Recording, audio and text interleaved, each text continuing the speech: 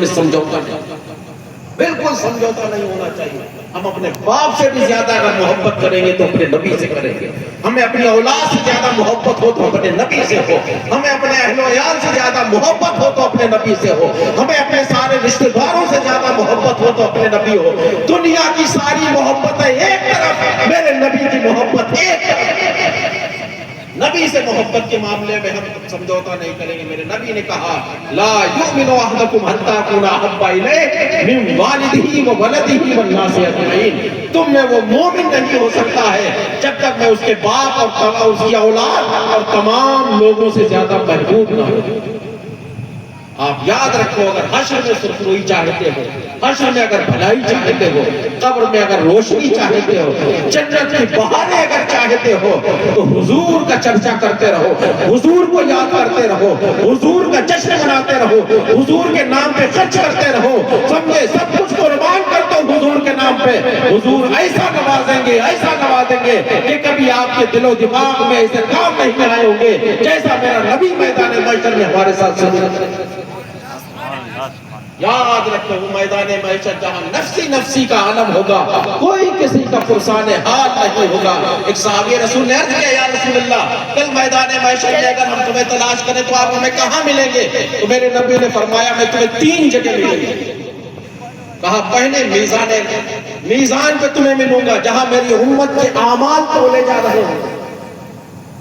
اگر میری امت کی نیکیاں کم ہوں گی تو ہم اپنی نیکی اس میں شامل کر دیں گے تاکہ میری امت کی نیکی بڑھ وزن ہو جائے اس میں۔ اس صحابی رسول عرض کرتے یا رسول اللہ وہاں بھی نہ ملے تو کہاں ملیں گے؟ تو آپ فرماتے ہیں میں حوض کوثر پہ ملوں گا، اپنی پیاسی امت کو جام کوثر پلا رہا ہوں۔ وہ صحابی رسول کرتے یا رسول اللہ وہاں بھی نہ ملے تو کہاں ملوں؟ کہا میں پل صراط کے کونے پہ کھڑے ہو کے اللہ کی بارگاہ میں ہاتھ اٹھائے دعا کر رہا ہوں گا، اللہ رب سلم سلم، اے اللہ میری امت کو سلامتی سے گزار۔ سوچیں آپ، جہاں ہمیں حضور کی سخت ضرورت پڑے گی، سب سے پہلی منزل تو قبر ہے، اندھیرا ہوگا، کوٹھری ہے، آج ہمیں ایک کمرے میں بند کر دیا جائے ہماری حالت کیا ہوگی سب کو معلوم ہے۔ اور وہ 2.5x6 کی کوٹھری جہاں کوئی پرسان حال نہیں، باپ بھی ساتھ چھوڑ گیا، ماں بھی ساتھ چھوڑ گئی، بھائی بھی ساتھ چھوڑ گیا، بچے بھی ساتھ چھوڑ گئے، دوستو یار جو زندگی میں ساتھ مرنے ساتھ جینے کی ہم سے سب سے زیادہ محبت کرتے تھے، ہمارے لیے روتے تھے، ہمارے لیے بلکتے تھے، ہمارے لیے تڑپتے تھے، آج قبر میں ہم ہیں، سب ہمارا ساتھ چھوڑ گئے۔ کوئی ہماری قبر پہ ایک گھنٹہ رکنے کے لیے تیار نہیں، کوئی وہاں بیٹھنے کے لیے تیار نہیں، اندھیری کوٹھری ہے، فرشتے منکر نکیر حاضر ہیں، منکر نکیر سوال کر رہے ہیں من ربک ما دینک ما تقول فی شان ھذا الرجل۔ اب دیکھیں مدینے کے کائنات، مدینے کا سردار احمد مصطفیٰ محمد مصطفیٰ جب ہماری قبر میں جلوہ افروز ہوں گے، اب ہمیں کسی کی روشنی کی ضرورت نہیں پڑے گی، ارے دنیا کو روشن کرنے والا محمد رسول اللہ جب ہماری قبر میں آ گئے۔ سوچیں آپ، سب سے پہلے ہمیں قبر میں روشنی کی ضرورت پڑے گی، حضور کے چہرے سے ہماری قبر روشن ہو، جہاں ہم سوالوں کے جواب دیں گے فرشتے کہیں گے نم کنومت العروس، سو جا جیسے دلہن۔ حضور کے ماننے والوں کو یہ فرشتے خوشخبری دیں گے، ہر ایک کو نہیں دیں گے۔ ایک چیز یاد رکھنا، ہر عمل کے لیے 2 کام بہت ضروری ہے۔ رات کعبے میں نمازیں پڑھو، کعبے کا طواف کرتے رہو، کعبے میں ختم ہو جاؤ، کعبے میں دفن ہو جاؤ، اگر ایمان نہیں ہے اور اخلاص نہیں ہے تو کوئی بھی عمل اللہ کی بارگاہ میں قبول نہیں۔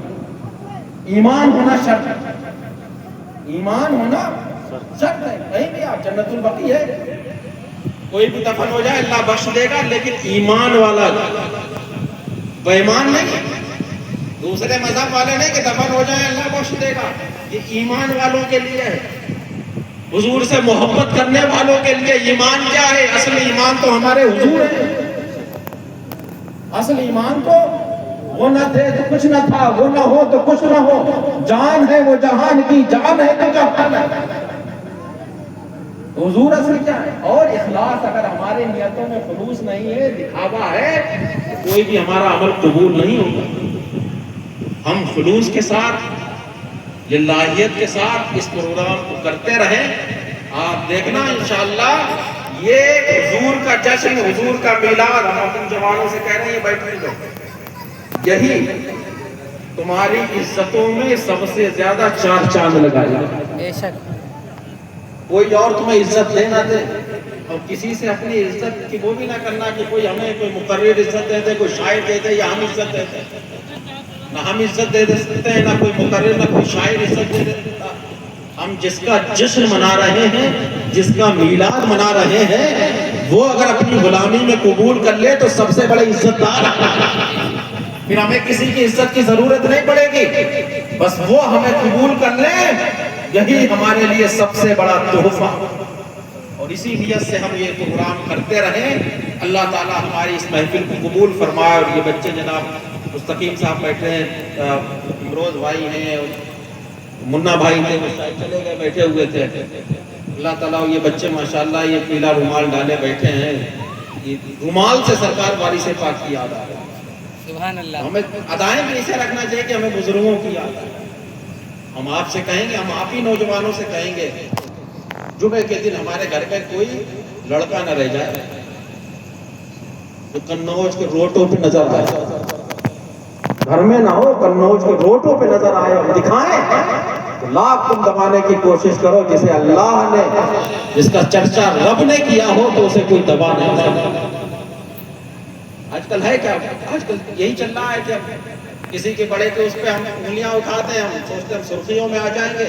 और इस हुकूमत का तो तरीका यही है कि जो जितना मुसलमानों के खिलाफ बोल ले, उतना ही वो हुकूमत के करीब हो जाता है, उतना ही वो नवाजा जाता है। सही बात।